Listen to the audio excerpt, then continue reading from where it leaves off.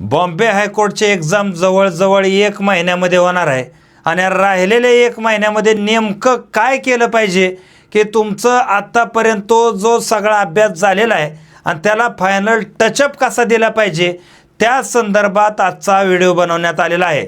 त्याच्यामुळे याला व्यवस्थितरित्या बघा, प्रत्येक गोष्ट तुम्हाला 1 महिन्यामध्ये शेवटचं कसं रिव्हिजन करायचं, जे की बरेचसे तज्ज्ञ आणि बरेचसे पासआउट विद्यार्थी ह्यांच्या माध्यमातून एक रिव्हिजन प्लॅनिंग आपण तयार केलेला आहे आणि हा प्लॅनिंग मी तुम्हाला इथं सांगणार आहे।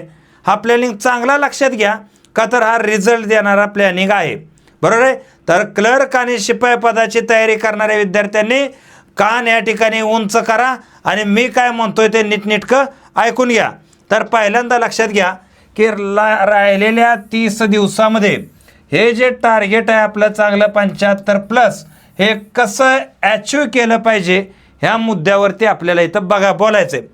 तर बघा, पहिला विषय लक्षात घ्या की ज्या वेळेस एखादी परीक्षा आहे त्याचा सिलेबस तुम्ही आता इतक्या दिवसाचा अभ्यास करताय की इथं आपल्याला माहीत आहे की 90 मार्काचा पेपर आहे आणि या 90 मार्कामध्ये 75च्या वर तर मार्क पडलीच पाहिजेत, ह्यामध्ये काही डाऊट नाही।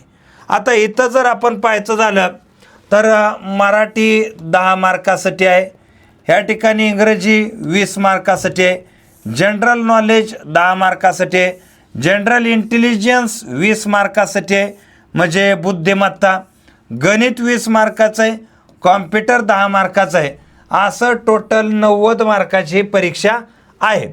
आता एक प्रश्न एका मार्काला इथं, यामध्ये काय डाऊट नाही। आता याचे सब टॉपिक इथं दिलेले आहेत, पण हे सब टॉपिक एका महिन्यात कसे करायचे हा आजचा आपल्या लेक्चरचा पॉईंट आहे, मुद्दा आहे।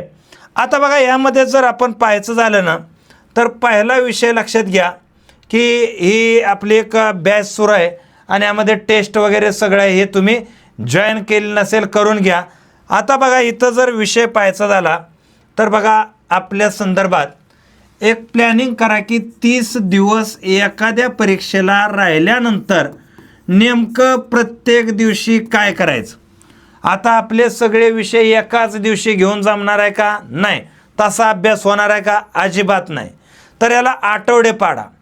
तर पहिले 1 ते 7 दिवस काय केलं पाहिजे, एकंदरीत जर पाहायचं झालं तर पहिल्यांदा तुम्ही विषय घ्या मराठी। आता यामध्ये पहिल्या आठवड्यामध्ये तुम्हाला मराठी आणि प्रॉपर इंग्रजी हे चांगले महत्त्वाचे, म्हणजे जवळजवळ आपण पाहतो 30 मार्काचा मुद्दा क्लिअर कसा केला पाहिजे। तर ह्यामध्ये काय केलं पाहिजे बघा, मराठीमध्ये अतिशय महत्त्वाचा चॅप्टर संधी, समास, काळ, वाक्यप्रचार, म्हणी, हे जे चॅप्टर आहेत हे पहिल्यांदा वरवरनं व्यवस्थित वाचून घ्या। जे तुम्ही आतापर्यंत वाचलेत परत एकदा याला फास्टमध्ये रिव्हिजन करा, रिव्हिजन नोट्स काढले असेल तर ती वाचून घ्या।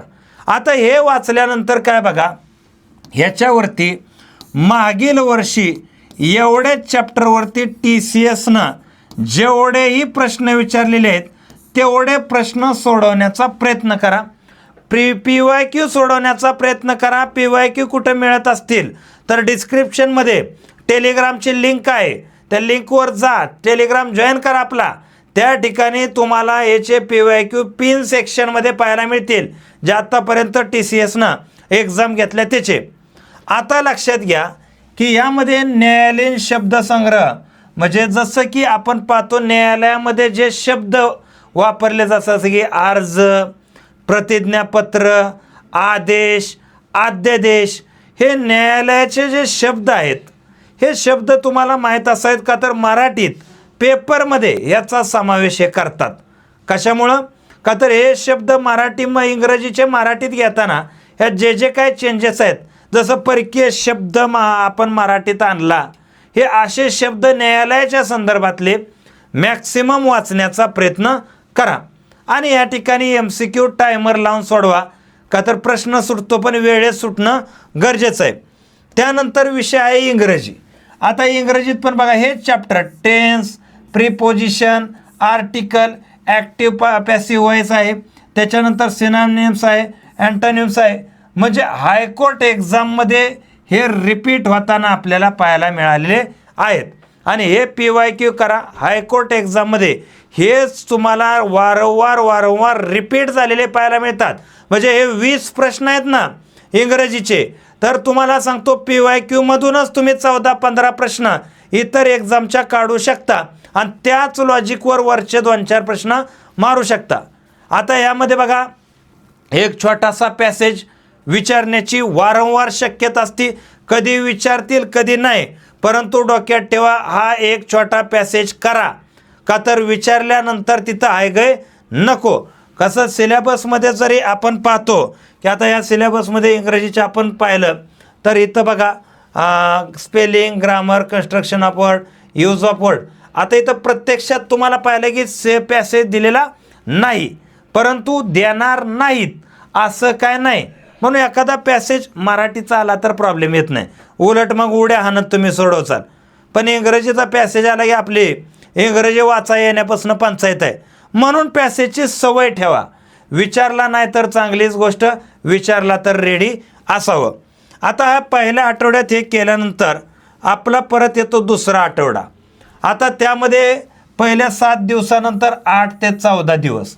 आता या ठिकाणी पहिल्या आठवड्यात जर तुम्ही 8 तास अभ्यास करत होता तर 4 तास मराठी, 4 तास इंग्रजी असं ठेवलं तरी चालतंय, नाहीतर 5 तास इंग्रजी आणि 3 तास मराठी असं ठेवलं तरी चालतं.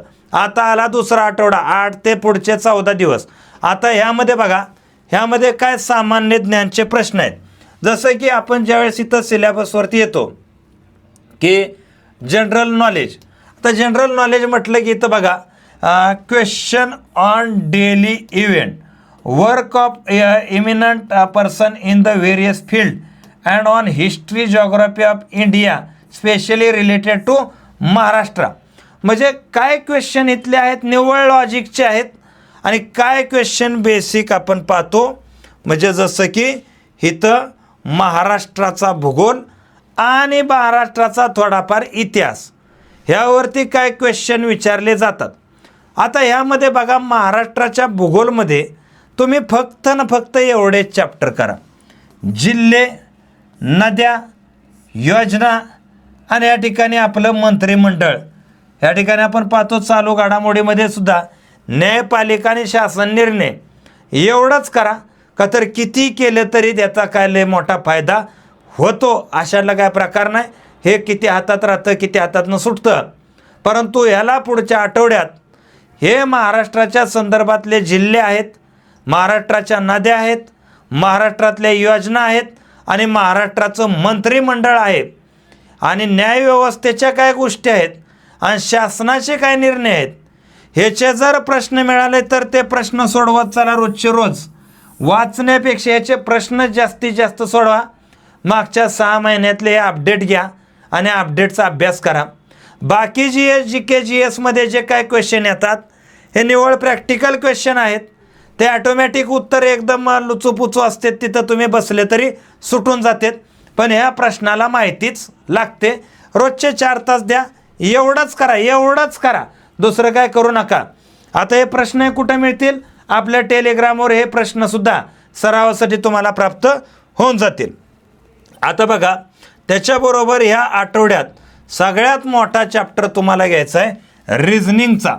म्हणजे पुढच्या 8 ते 14 दिवसाचा जो विषय आहे, तर ह्यामध्ये 4 तास तुम्ही रिझनिंगची प्रॅक्टिस करा. रिझनिंगमध्ये series, analogy, coding, decoding, blood relation, direction, sitting arrangement.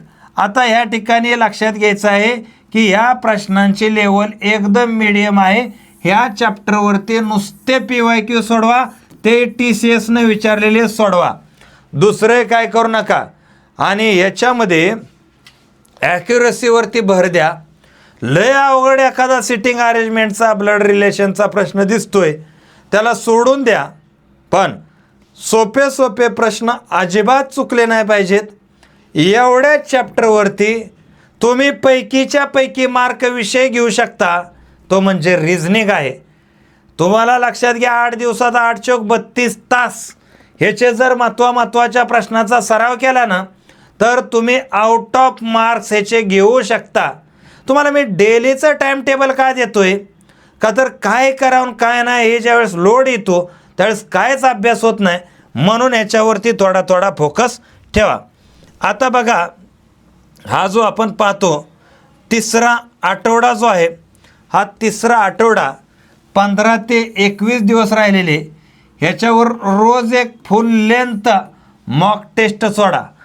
म्हणजे 100% सिरियसनेस ठेवा. नाहीतर घरी मायला अभ्यास करतात, कुकर लावलाय आणि मोबाईलवर प्रश्न सोडवते, तसं जमत नसतं.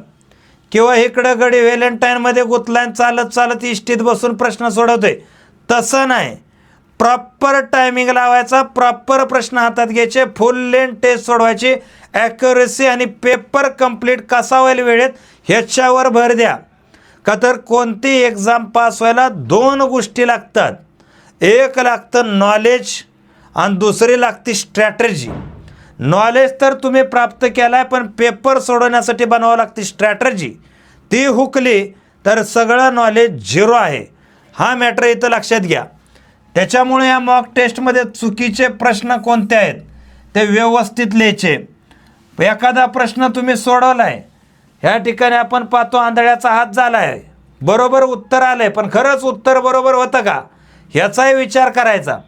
म्हणजे पेपर सोडवून नुसता फेकून द्यायचा नाही, तर त्यांना बघायचं रिझनिंगमध्ये मागं पडले का, मॅथमॅटिक्समध्ये मागं पडले का, कशात मागं पडले.